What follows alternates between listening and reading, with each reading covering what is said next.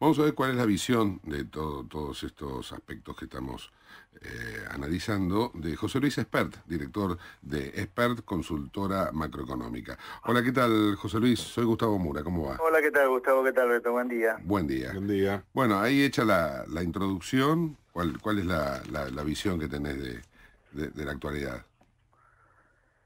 Mira, te diría, la Argentina ya hace 2 años que está en esta inflación, o sea, una caída pequeña durante 2012 de la actividad económica y una suba también pequeña durante 2013, y ya está cómoda con niveles de inflación que están entre los 10 más grandes del mundo, con 25, 26%. Y no vas a salir de esta inflación con todas esas alquimias de cepo, de reforma a la carta orgánica, de blanqueo. La solución para esta inflación es un plan antiinflacionario que sea creíble por los personajes que lo anuncien y lo implementen y sólido técnicamente. Esa es la solución.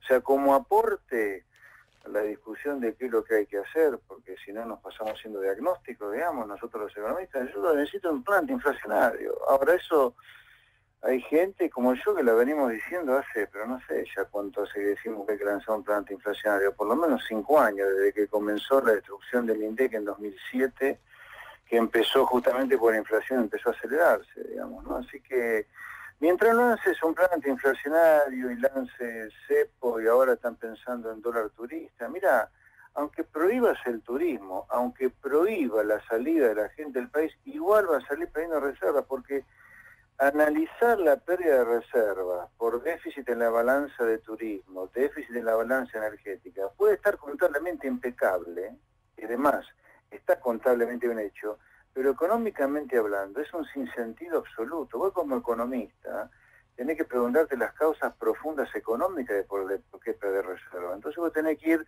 a dónde están los desequilibrios, y cuando vos ves el desequilibrio, encontrar que claramente el desequilibrio está en el gasto público, Claro. respecto a lo que se recauda, incluso ni siquiera está en el gasto en subsidios. Porque si la solución para parar la pérdida de reservas es que tenemos si el diagnóstico de la pérdida de reserva, que es un problema energético, bueno, reventar la gente con un tarifazo al estilo Celestino de los Ríos y ya está, chao Pineda, se terminó. Los productores de energía van a hacer recibir el precio internacional, se acabó el derrumbe de la producción de energía, y si se acabó el derrumbe de la producción de energía, se acabó el problema de la pérdida de reserva por energía. Pero eso es un absurdo razonar así, es ridículo. Está bien contablemente pensar que la sumatoria de balanza deficitaria te la pérdida de reserva, pero el problema económico, el visceral económico, es que el gasto público en los subsidios tiene la friolera o el nivel frío, digamos, que produce frío de más de 1 billón de pesos, porque el gasto en subsidios son 180.000 millones de pesos nada más, pero el resto del gasto público supera el 1 billón de pesos entre salarios públicos, jubilaciones, obra pública, muy poquito los intereses de la deuda pública. Ahí tenés el problema, no en el gasto en subsidios. Y la verdad que ese número que decís asusta, ¿no? Impresiona, impacta. Y yo creo que en parte por la enormidad de ese número y por los intereses políticos que hay detrás, nadie se anima a hablar de esto. Digamos, que la política no hable de esto, lo entiendo dentro de la perversión que es la política argentina, porque detrás del más de 1 billón de pesos de gasto público que tenés cerca de 10 millones de personas entre jubilados y empleados públicos que viven de la plata pública y es la clientela del gobierno. Y así no hay recaudación que alcance tampoco. Obviamente que no alcanza, obviamente que no alcanza. Cuando el gobierno hizo el jubileo de jubilar sin aporte a 2,5 millones de personas, el fenómeno habrá quedado bárbaro, pero fue un acto de una irresponsabilidad fiscal absoluta. Sí, sí. La planta de personal se ha duplicado en los últimos 10 años. Tenemos más de 3 millones de empleo público. Ahora, José Luis, ¿Sabes cuánto cuesta la planta de personal del sector público en Argentina entre nación, provincia y municipio?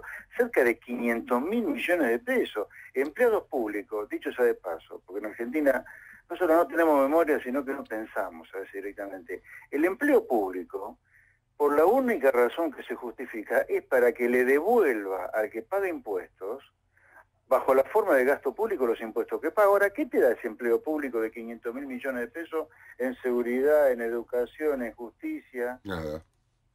Ahora, José Luis, ese empleo público que estás haciendo referencia es prácticamente el 50% del gasto público, ¿no?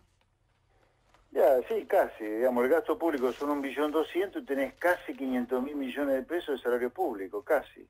O sea que ahí está evidentemente la gran deformación de Obvio, estos años. obvio.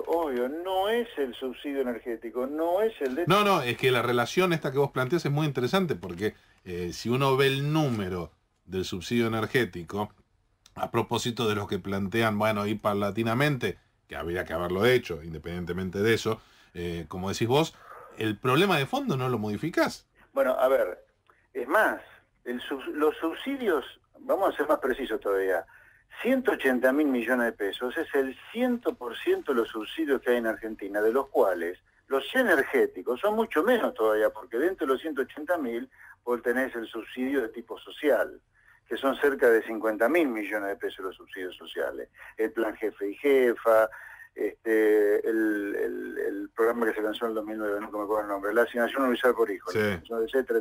Ahora, los energéticos, en el subsidio de energía, no llega a 100.000 millones de pesos. Ahora, a ver, porque el desastre que se ha hecho en la última década es tan grande que no quiero quedar como un demagogo sin quererlo.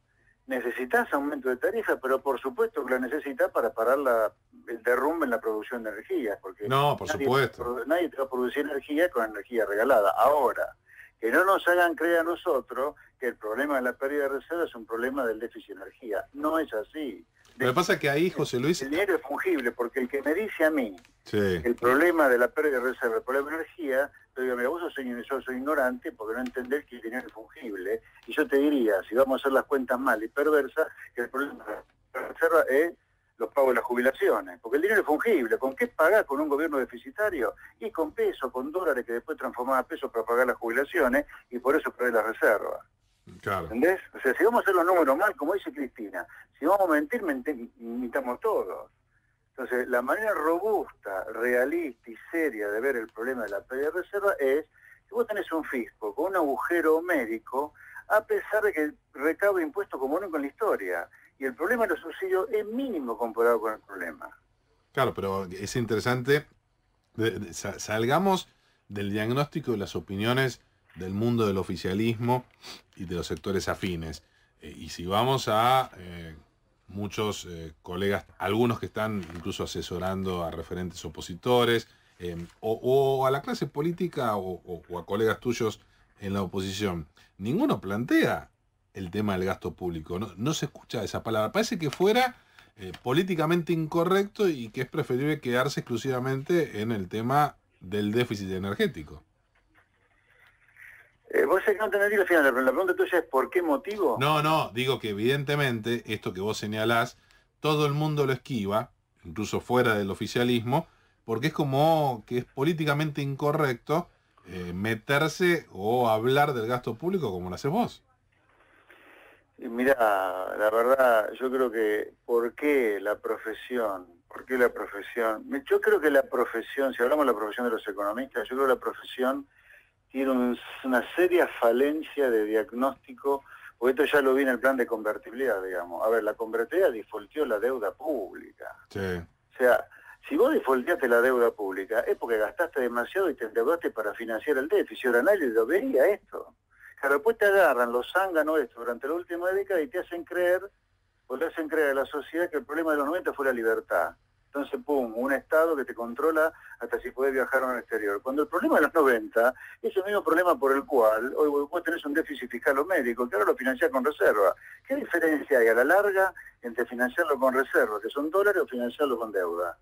Algún día vas a tener que devaluar para recuperar reservas. Así como un día devaluaste para poder pagar la deuda. Claro. O sea, al final, en los 90 terminaste devaluando para pagar la deuda. Y ahora va a terminar devaluando mucho más de lo que está devaluando para recuperar algún nivel de reserva. Obvio, es lo mismo. Ahora, en los 90 también se incurría en este error. No discutía el problema de fondo, que era un problema fiscal y de gasto público. Hoy otra vez. Ahora, la parte de la profesión de economista que está cerca de la política, yo no las comprendo, pero entiendo. No las justifico ni las comprendo, pero entiendo. ¿Por qué? Porque ¿qué? Se van a escupir para arriba, escupir el asado, hablar del gasto público en en empleo público, o hablar de gasto público en obra pública, o hablar de gasto público en jubilaciones también. Por supuesto que yo no voy a decir que hay que bajar jubilaciones de ninguna manera, pero ¿cómo vas a jubilar a 2 millones de personas sin aporte? Así, de buena primera. Que vos me digas lo haces en un plan, de a poco, no, pum, para que Cristina ganara las elecciones de 2011. Ahora, estas cosas, bueno, yo no justifico ni comprendo, porque es parte del problema que el economista está cerca de la política no habla. Ahora, la que están afuera, yo escucho hablar a colegas de que acá hay que sacudirle con un caño a la gente con el turismo. Que es de loco eso. ¿Pero cómo va a prohibir a la gente que viaje? Primero que la libertad no se puede discutir. Obvio. Es un valor que no se discute como la vida.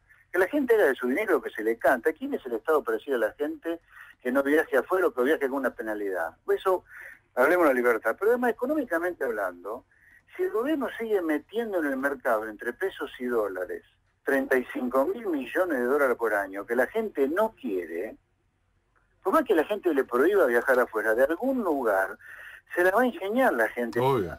Están obsesionados con eso. Los pesos. Se la va a ingeniar.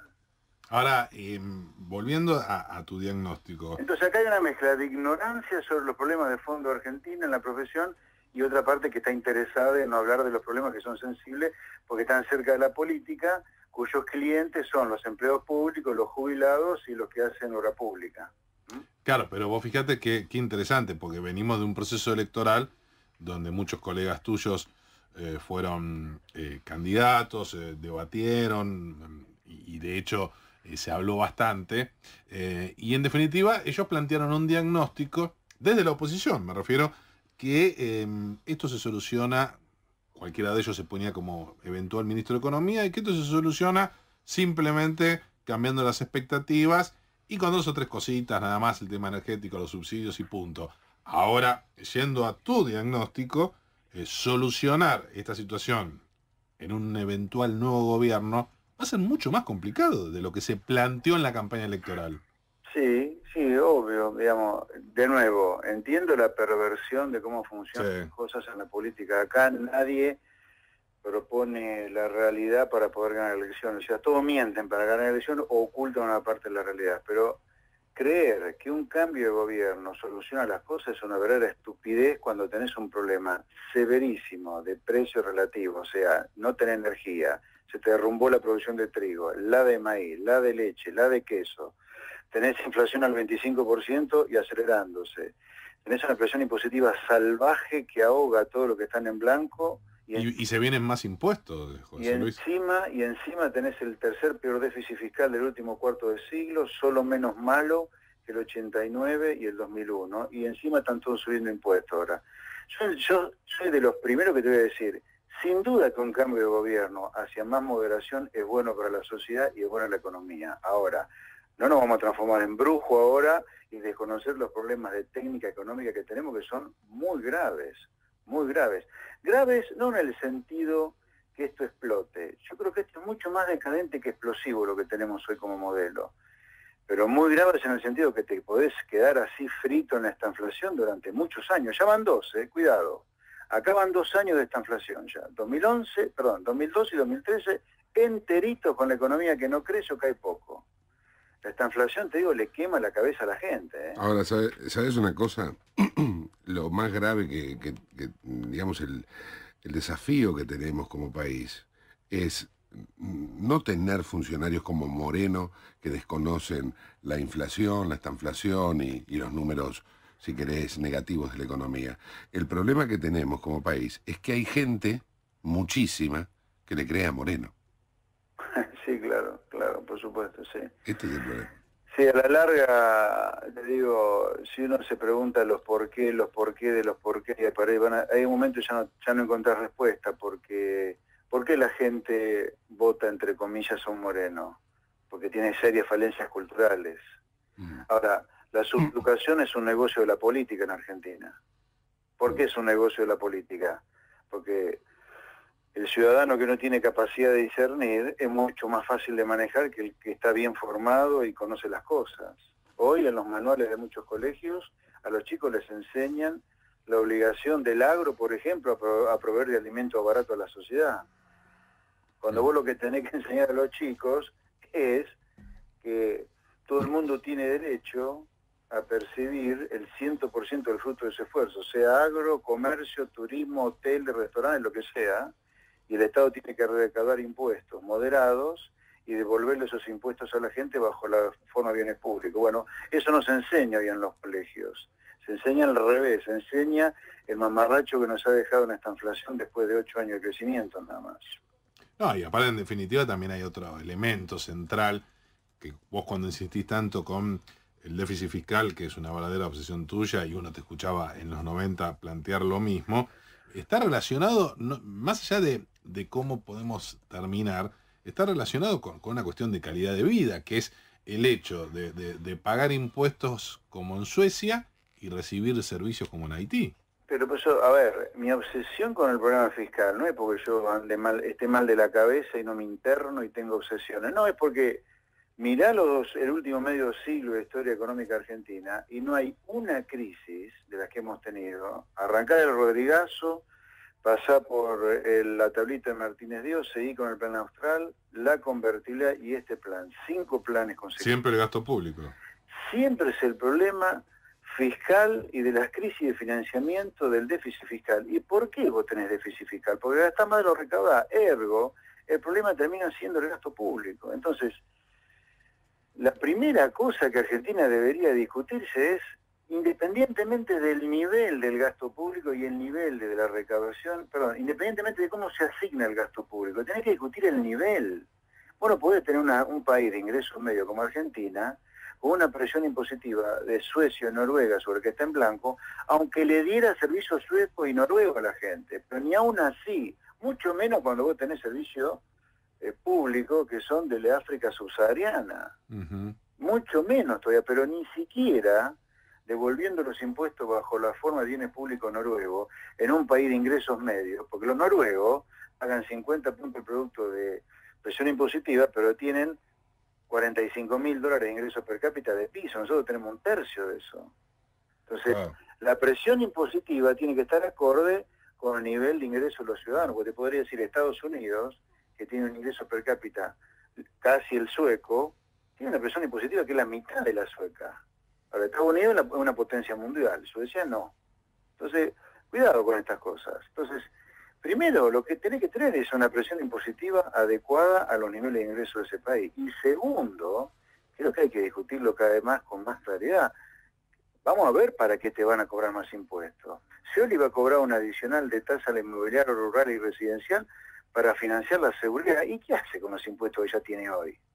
¿Cómo no? ¿Cómo me entendés? O sea, vos fijate el nivel de desquicio de la sociedad argentina, que un gobernador, el gobernador de la provincia más importante de la Argentina con aspiraciones presidenciales, te dice, sin decírtelo, que la presión impositiva que hay en la provincia de Buenos Aires, que es salvaje la cantidad de impuestos que recauda y que se cobran, no lo usa bien para seguridad. Cuando la seguridad es hoy, en Argentina de hoy, con la inseguridad que hay, es el bien público más preciado de la gente. Y el gobernador te dice, sin sonrojarse, que necesita una tasa especial para financiar la seguridad. ¿Y qué hace con los impuestos que recauda hoy Scioli?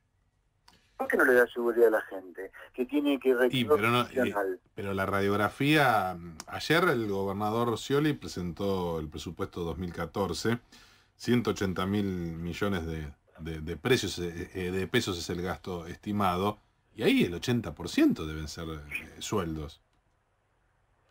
Fácilmente. Pero sí, pero de nuevo, sueldo. O sea, es imposible administrar algo si más del 70% lo tenés que utilizar en sueldos. Pero, no? A ver, vos te gastás el 70% del sueldo. Dentro de los sueldos están los sueldos para la seguridad. No es que los sueldos son sueldos. Son sueldos para seguridad, son sueldos para la educación que financia el Estado, son sueldos para los hospitales que financia el Estado, son sueldos para los empleados que van a trabajar en una obra. O sea, los sueldos son sueldos de la Fuerza de Seguridad también, son sueldos para prestar seguridad. Sí. ¿Qué hizo Scioli con los sueldos antes de este nuevo impuestazo? ¿Qué hizo con los sueldos dedicados a seguridad? Pero evidentemente también hubo un aumento exponencial del empleo público y no precisamente en la Fuerza de Seguridad. Pero claro, no nos engañemos, acá el empleo público en Argentina es, yo te diría, la clientela del político de turno para ganar votos. No hay ningún, está roto en Argentina el contrato entre el político y la sociedad en materia impositiva. Fíjate que todo el mundo te exige que pagues impuestos, pero nadie siente ninguna obligación de devolverte esa plata bajo la forma de bienes públicos como seguridad, justicia y educación. No hay, se rompió ese contrato. ¿Por qué? No lo sé ni cuándo, pero se ha roto sin duda, porque a ninguno o sea, pensemos en esto de Scioli, lo tomo a Scioli como ejemplo, que es accidental, porque todos razonan como Scioli. Scioli te dice que necesita un adicional de impuesto en la provincia para proveer de seguridad. No se le cae la cara de vergüenza que no te dice en qué se gastó la tracalera de plata que ya recauda también para seguridad. Se está roto ese contrato. En Estados Unidos, o en las sociedades que progresan, anda a tratar de cobrar impuestos así porque sí, bueno, mirá, lo que sea, no podés. Mirá lo que se viene registrando en Brasil por los gastos del Mundial. En Brasil. En Brasil. En Brasil, país futbolero sí lo hay, ¿no? Mira, acá hay que restablecer o establecer, si alguna vez existió ya no está más, el contrato entre el político y la sociedad de para qué se pagan impuestos. Yo diría, basta de más impuestos hasta que no te digan qué se gastaron en el anterior, basta. Yo insisto, tenemos de las presiones más impositivas, más altas del mundo, ¿eh? La presión impositiva en Argentina sobre el que está en blanco son 50 puntos el producto. No hay muchas sociedades en el mundo, por más ricas que sean, que tienen una presión impositiva de 50 puntos el producto. Tal cual. José Luis. La locura, ahí termino, la locura a la cual hemos llegado con la presión impositiva es similar a la locura a la cual llevamos a la Argentina en los 90 con la deuda externa. La locura es similar. No va a terminar tan mal, gracias a Dios, porque una cosa es endeudarte y otra cosa es asfixiar al sector privado de impuestos. Una es explosiva, la otra no. Pero esta es muy decadente, a diferencia de la anterior que era explosiva, ¿eh? Tal cual, tal cual. José Luis, muchas gracias, muy amable. Chao, hasta luego. José Luis Espert, director de Espert, consultora macroeconómica.